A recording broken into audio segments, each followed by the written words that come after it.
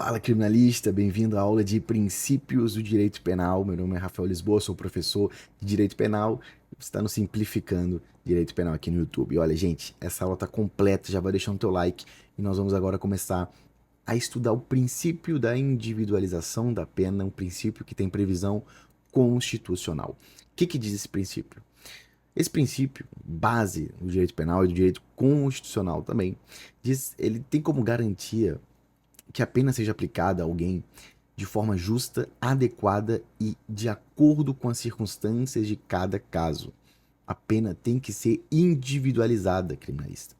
Esse princípio é fundamentado na ideia de que cada pessoa é única, cada pessoa tem suas próprias circunstâncias e cada crime é diferente, de modo que a pena deve ser ajustada de acordo com essas particularidades, ou seja, a pena deve ser individualizada. Então, se o agente, no caso concreto, comete um crime menos grave, por mais que esteja em concurso de crimes com outra pessoa, quem cometeu, quem tem a intenção de cometer um crime menos grave, via de regra vai responder por um crime menos grave, justamente pelo princípio da individualização da pena.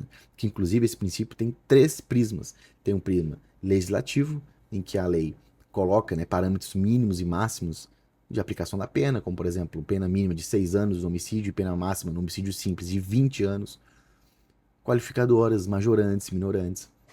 Então, existe essa aplicação legal, existe também um segundo aspecto da individualização da pena, que é justamente na dosimetria, né, o aspecto judicial, em que o magistrado vai analisar a culpabilidade, as consequências do crime, a personalidade do réu, como é a sua vida, os antecedentes criminais, né, a vida pregressa do réu, tudo isso também é analisado.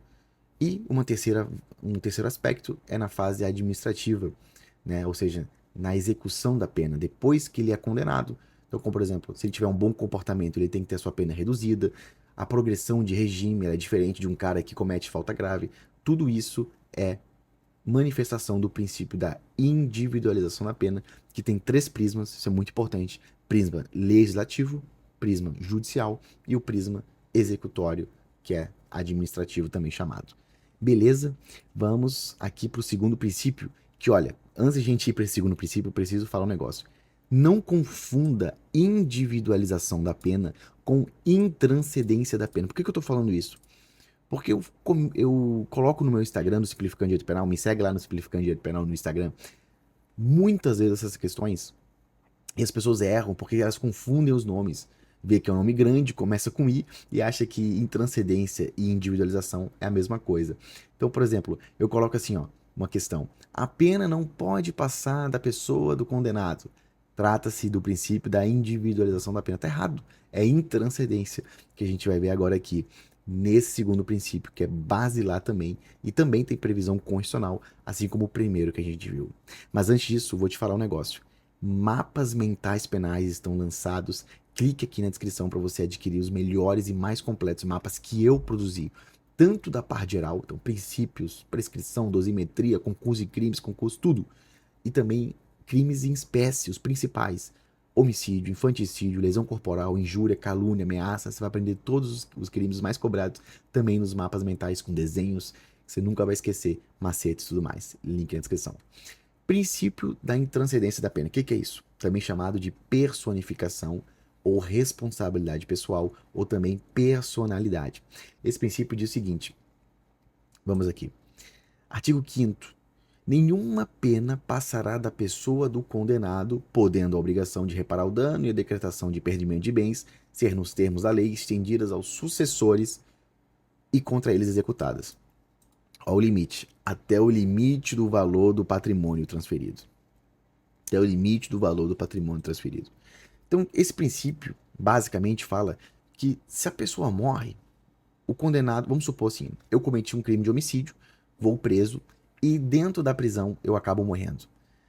A morte do agente é causa instintiva da punibilidade. Então, se eu deixo um filho, por exemplo, e eu cometo um crime de homicídio, sou condenado a 20 anos e só cumpri 4 anos, o meu filho não vai responder por 16 anos. Não, a pena morreu ali.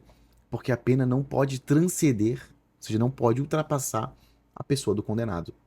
Beleza?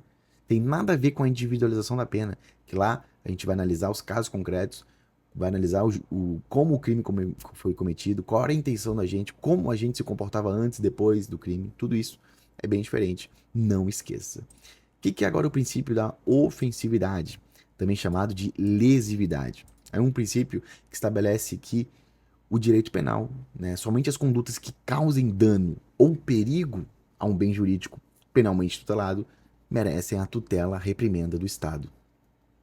Isso significa, por exemplo, criminalista, que para uma ação poder ser considerada, tipificada como crime, uma ação só pode ser criminosa se ela causar algum tipo de prejuízo ou ameaça a bem jurídico protegido. Quais são os... O que é bem jurídico? Existem vários bens jurídicos. Alguns são importantes para a sociedade e outros não. Mas vida, honra, liberdade, integridade física, dignidade sexual, tudo isso são bens jurídicos que o Código Penal tem que tutelar. Então, se algum bem jurídico for ofendido, como esse, por exemplo, tem outros, como liberdade pessoal, ameaça, perseguição, bullying, novo crime de bullying, cyberbullying, tudo isso são crimes que merecem a tutela do Estado. Então, vai ser punido graças ao princípio da ofensividade ou lesividade. Também existe o princípio da responsabilidade subjetiva, que é também chamado de vedação à responsabilidade objetiva. O que esse princípio fala? O agente só pode ser punido a título de dolo ou culpa. Não pode haver no direito penal pátrio responsabilidade objetiva, ou seja, punir alguém pelo direito penal sem perquirir, sem ir atrás do dolo ou da culpa do agente. Isso é muito importante. Então, resumidamente, tem que se analisar, no caso concreto, se houve dolo ou culpa para que haja reprimenda, a persecução penal e depois uma condenação do agente, beleza? Próximo princípio, intervenção mínima, um princípio importante, um princípio, inclusive, foi tema do meu TCC, né? Eu falei do princípio da intervenção mínima e fiz um paralelo ao direito penal simbólico. Depois, se você quiser que eu compartilhe, comenta aqui nos comentários. O princípio da intervenção mínima criminalista fala o seguinte: o direito penal ele deve ser utilizado apenas em última instância. Ele não pode ser um direito penal máximo. Não pode existir na nossa sociedade um direito penal educador que esteja onipresente em todos os cantos. O direito penal ele tem que ser utilizado minimamente apenas quando os outros ramos do direito, como o direito administrativo, tributário, não forem capazes de solucionar aquele problema jurídico. Quando nenhum outro é capaz de solucionar o problema, vamos chamar o direito penal. Por quê? Porque ele é mais gravoso, ele é mais penoso. Ele envolve pena restritiva de direito, pena privativa de liberdade, e os outros não. Então é muito importante que você saiba disso. O princípio da intervenção mínima aduz que ele só pode ser utilizado em última instância. É justamente isso que fala a subsidiariedade, que é um subprincípio da intervenção mínima. A intervenção mínima se subdivide em dois outros princípios. Subsidiariedade, que fala em última ratio, lembra de última ratio? Última razão. O princípio do direito penal, ele só pode ser utilizado em último recurso, em última instância, ou em última ratio, como se fala em latim. Ou seja, apenas quando todos os outros ramos jurídicos não forem capazes de solucionar aquela reprimenda, aquele problema social, chama-se o direito penal. E também existe o subprincípio da fragmentariedade. O que é fragmento? Fragmentos são pedaços. Pensa nisso. Quando o direito penal deve se preocupar com os fragmentos mais importantes, mais cobrados, mais importantes, que merecem mais tutela do direito penal. Aqueles fragmentos que são não tão importantes assim, o direito penal não deve se ocupar. Isso decorre do princípio da intervenção mínima do direito penal. Tá? Os bens jurídicos, os fragmentos, os bens jurídicos mais importantes merecem a tutela penal, como vida, honra, liberdade, dignidade da pessoa humana, dignidade sexual, tudo isso. Tá bom, gente? Princípio da adequação social, aqui a gente vai bem rapidinho.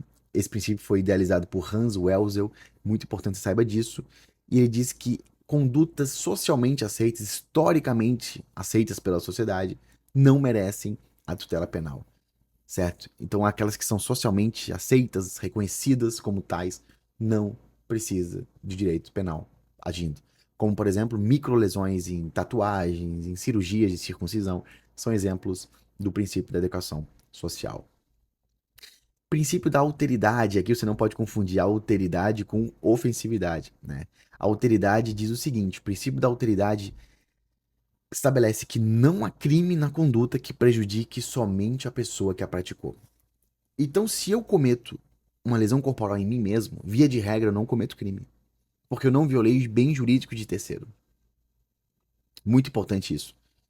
Só há crime na conduta que prejudique bens jurídicos de terceiros. Se eu prejudico apenas a mim mesmo, via de regra, não cometo crime em razão do princípio da autoridade. É por isso que o direito penal, via de regra, não pune a autolesão e também não pune, obviamente, a tentativa de suicídio próprio. Agora, eu falei via de regra porque existem exceções, como por exemplo o cara que corta o braço para fraudar a seguradora, para se eximir de serviços militares. Esse cara, sim, vai cometer crime e aí não vigora o princípio da autoridade.